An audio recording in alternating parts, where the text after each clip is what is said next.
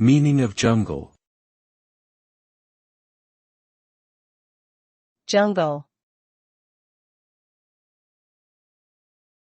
Jungle. Jungle. Jungle. The term jungle can refer to a few different things, depending on the context. In a general sense, it is often used to describe a dense forest or wooded area, particularly in tropical regions where the vegetation is especially thick and lush.